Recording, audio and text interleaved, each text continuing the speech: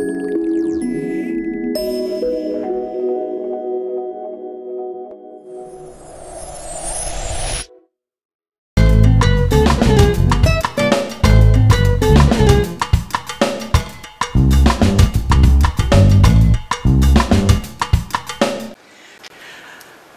we're getting ready now to make a tropical fruit cobbler. This is by special demand. I made this once and it was so delicious. I brought it to a potluck and everybody liked it. I was just experimenting. I made an apple cobbler and I made a tropical fruit cobbler, big ones. And the tropical fruit cobbler was just such a success. Everybody loved it. The apple cobbler was delicious too, but it's more common. This is a little bit less common and it's really, really, really delicious. And then I couldn't find the recipe and my brother wanted it and I had to recreate it, which I just did earlier this week. And it's really such an amazing, delicious dessert. So for this, it's going to be a 2-layer thing in a 9-inch pan, roughly a 9-inch pan. Mine's, no, it would even out. Mine's a little bit rectangular, but it would even out to a 9-inch pan. There's 2 layers. There's bottom fruit layer, and then there's a top nut and kind of sweet nut layer on top. So we're going to do the bottom first. What we need for that is 1 banana, fairly big banana. If you have little bananas, use 2. You won't use too much. It'll be okay. And the fruit can be, give or take, you know, a cup less. All that's going to happen is you're going to have a thicker filling or a thinner filling, and it's fine if you have a little bit less or more because fruit's like that. Some's big and some are small. 1 mango. And pray this is a good mango. These aren't really in season, but it's one of my very favorite foods ever, so I love them. And I have a pineapple. I'm going to cut that up and use a cup of pineapple chunks. And my papaya is just barely ripe enough. Hopefully it's okay when I cut it open. I'm going to use a cup of papaya and half a lime, which these are all really sweet fruits, so especially the banana and mango. And the lime just cuts it a little bit, so it's not too much. And the nut crust is very sweet also. So together, the lime really, it works well in it. Oops. Okay, half a lime. And then we are going to use 2 teaspoons of psyllium, which is our thickener, just to make it a little bit more firm at the bottom when you scoop it out. It works really well with it. So I'm going to clear this off and cut up my fruit first. My pineapple. I love pineapples. I almost always have a fresh pineapple cut up in my fridge. I cut one up almost every second day, and I love it in green smoothies, and it's just such a nice thing to have on hand. Just you come in, you're hungry, and open the fridge and have some pineapple slices. It's just a great thing to have. And once you get used to it, they're actually quite easy to, wish you could see, I can't do it on this side, I don't think, because I'm right-handed. But I'll come over here. That's a little bit better. So just cut the top and bottom off, and then just keep turning it around and slice it down.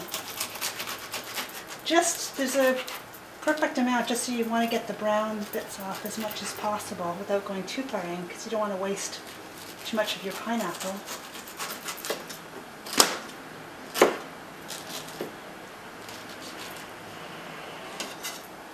There we go. That's that. Okay, turn this over.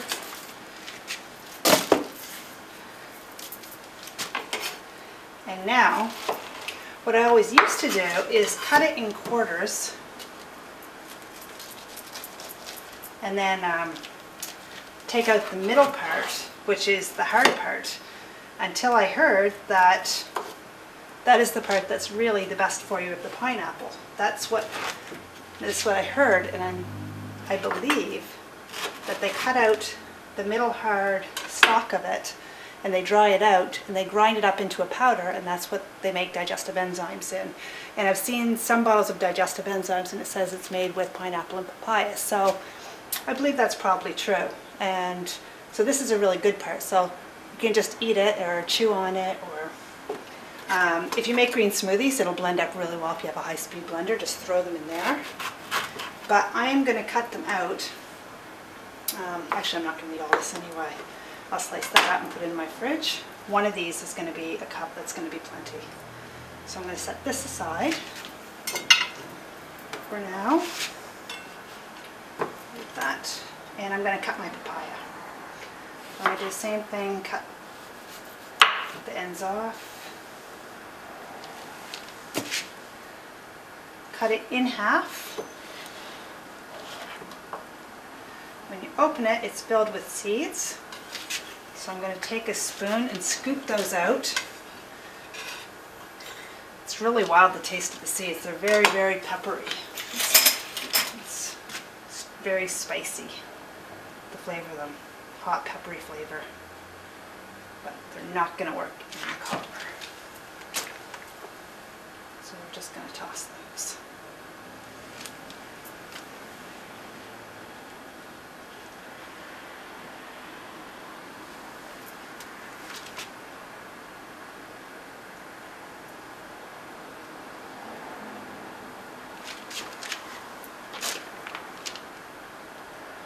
And just get the middle rind part out.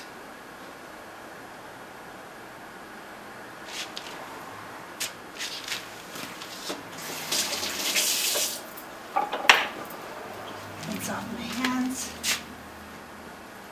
And then I just peel the outside layer off.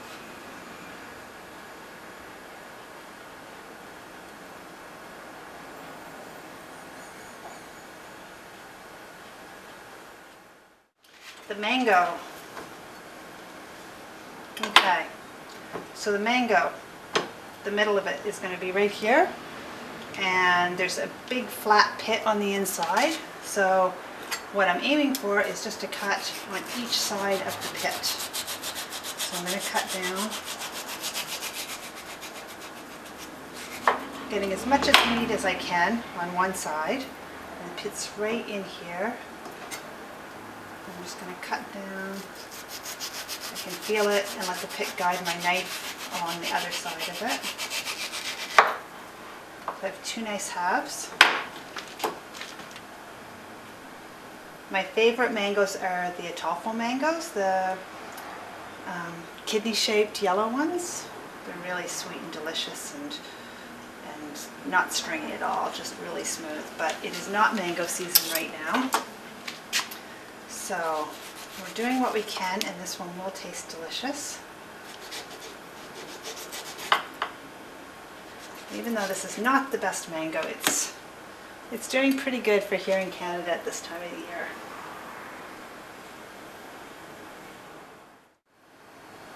I was actually a little concerned it might be stringy, and because mangoes are so expensive right now, I only bought one. I took my chances on it, but it's pretty good. I have a knack for picking mangoes. There's a bit of a knack to it, which isn't hard to get. It just has a nice soft feel to it, and the color makes a difference too, sometimes. Okay, so we're almost there.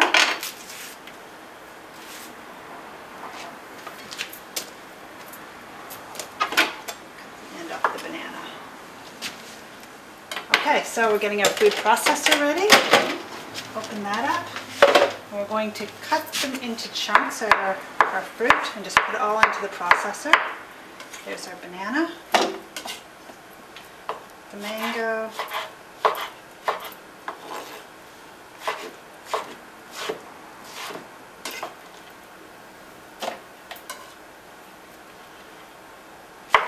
I'm cutting it, just chunking it, but kind of into uniform size chunks, just so I want it to process evenly, and for all the chunks to be at the even size, to be similar size. So I want to make sure I just chunk them all about the same first. And a cup of papaya is about this much.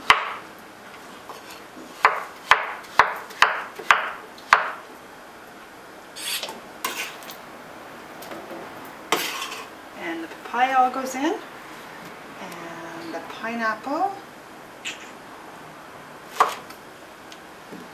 That about a cup. Like I said, give or take a quarter of a cup of any of the fruits and it'll be totally fine. That's the longest process of making this, is cutting out the fruit. So now it's all in the processor.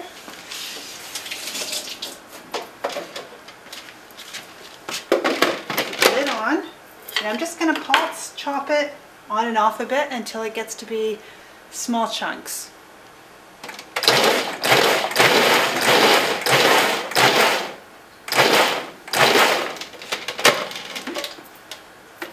Almost there. Just a couple more pulse chops like that. That's it. It's done. You don't want too much because it's so pretty looking, and you see the bits of fruit when you're serving it later. Okay. So just like that, take the blade out, because I'm going to use this something like a bowl, and add in my lime juice and psyllium powder.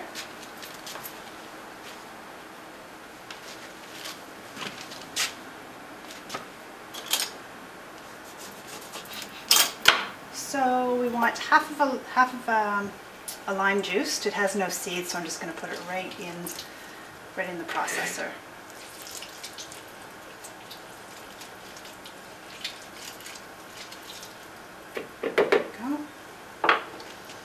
And the natural sweetness from the fruit will counteract the lime.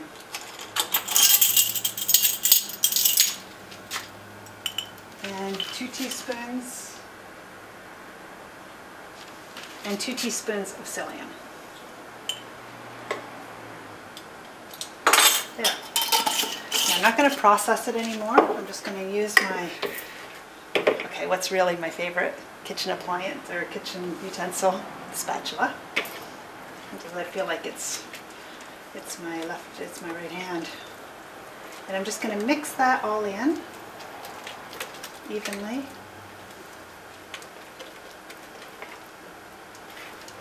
We transfer it to a bowl to do this, but why dirty another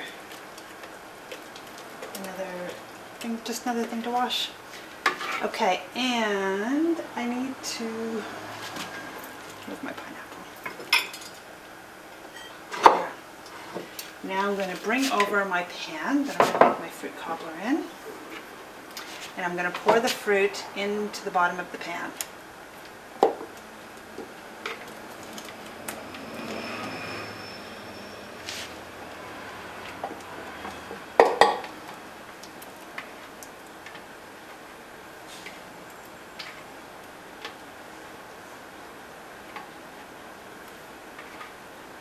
This has amazing enzymes.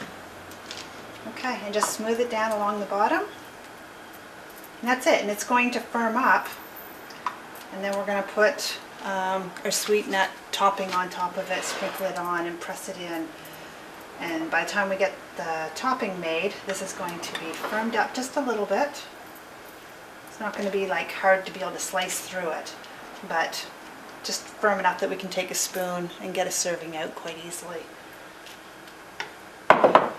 So, that's it. We're off to the topping.